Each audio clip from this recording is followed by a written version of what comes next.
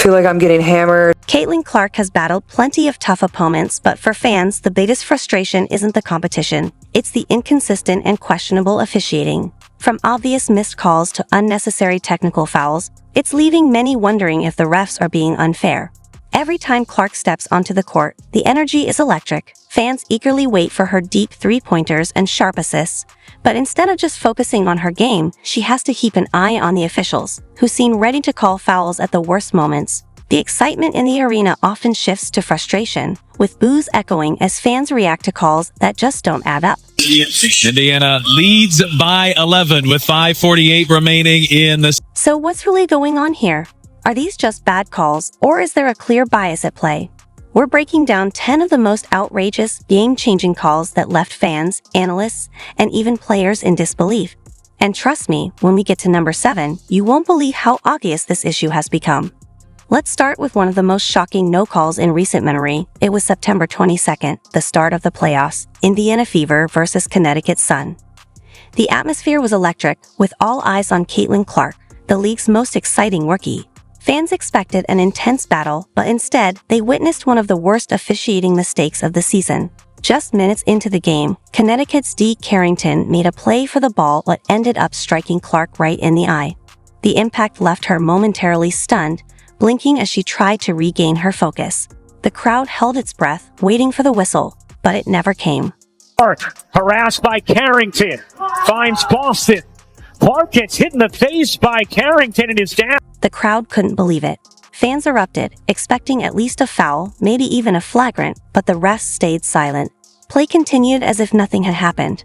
Meanwhile, Clark, still feeling the effects of the hit, struggled to find her rhythm. She finished the first half with an uncharacteristic 1 for 9 from the field, including a frustrating 0 for 6 from three-point range. As the game went on, a dark bruise formed around her eye, a clear, painful reminder of yet another missed call. And Clark is still down after taking a shot following the pass to Boston. And this was just the beginning. As the game went on, more questionable calls piled up, leaving fans and analysts wondering, was this just the intensity of playoff basketball, or was something else going on? One thing was certain. Clark wasn't getting any superstar treatment. If anything, she seemed to be on the wrong end of some of the worst no calls the league had seen. As everyone else has seen this angle. I'm calling her in, and I'm saying to her, I need answers. Fans were livid, flooding social media with demands for the league to take action. One outraged viewer called it the worst officiated basketball game of all time, while another labeled the refereeing an absolute embarrassment. But despite the frustration, Caitlin Clark did what she always does, kept her composure and kept fighting. And the biased officiating didn't stop there. Throughout the game, Clark endured relentless physicality, held, shoved, and repeatedly hit, yet the refs refused to blow the whistle. No calls, no protection, just an expectation for her to push through it all. Take a look at this moment when Marina aggressively guarded Clark, as she finally got her first postseason bucket. Clark trying to get around Mabry. Clark to the rim, reverses it home. Even the game's commentators couldn't ignore the excessive contact, calling out the blatant fouls. But the referees? Completely indifferent. Clark, however, refused to let the missed calls define her. She adjusted, found other ways to contribute, and once again proved why she's one of the toughest competitors in the league. But this wasn't just about one game. It was a glaring example of how officiating can impact outcomes, and more importantly, put players at risk.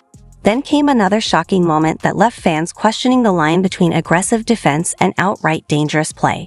This time, it was an August 28th matchup against the Connecticut Sun.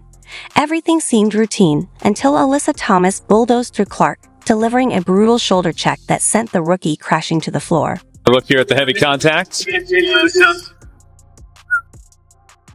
The arena gasped in disbelief. The hit was brutal, yet somehow, the officials only called a common foul. Fans were furious. That's not basketball, one person tweeted. Another called it a cheek shot, pointing out the clear shoulder check. The overwhelming consensus? It should have been a flagrant. The failure to call it that only deepened concerns about WNBA officiating. But even after enduring relentless physicality, Caitlin Clark refused to let it shake her. She brushed off the hit, got back on her feet, and went right back to work. Her ability to stay focused despite the rough treatment was a true testament to her mental toughness. Through it all, Clark continued to make an impact, proving once again why she's one of the most relentless competitors in the league. For Alyssa Thomas. Yeah, they're not going to look at this. They might. It's got the fans here. Just when it seemed like Clark had battled through every obstacle, a new controversy unfolded, this time from an unexpected source. Picture this, a timeout, a fired-up rookie rallying the fans, and then, out of nowhere, a veteran stepping in with a blatant shove. How would the referees handle it?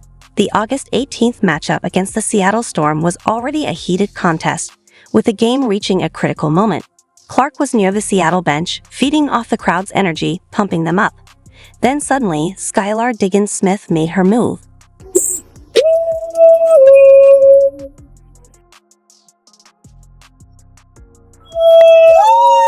Without warning, Diggins-Smith stepped up behind Clark and delivered a hard shoulder check, shoving her out of the way. The crowd's excitement instantly turned to shock. Gasps filled the arena, quickly followed by a chorus of angry boos. But once again, the referees let it slide. No foul, no warning, just silence. The moment immediately sparked a heated debate about sportsmanship and fairness. Fans flooded social media, demanding answers. How is this not a full-on asked?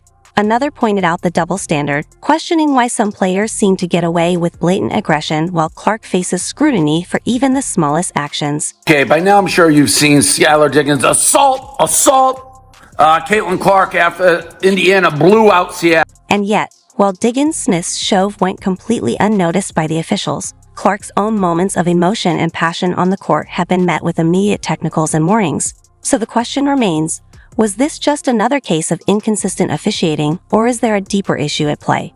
That same August 18th showdown against the Seattle Storm was already intense, but what happened next took the controversy to another level. With 7:14 remaining in the third quarter, Clark missed a shot and in a brief moment of frustration, lightly tapped the padding on the basketball hoop. Before anyone could even process it, the referee's whistle blew technical foul. Caitlin Clark gets hit with a technical.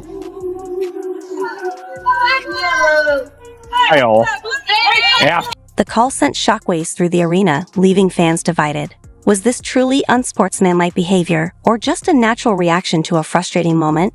The debate erupted, with some defending Clark and others questioning the strict enforcement.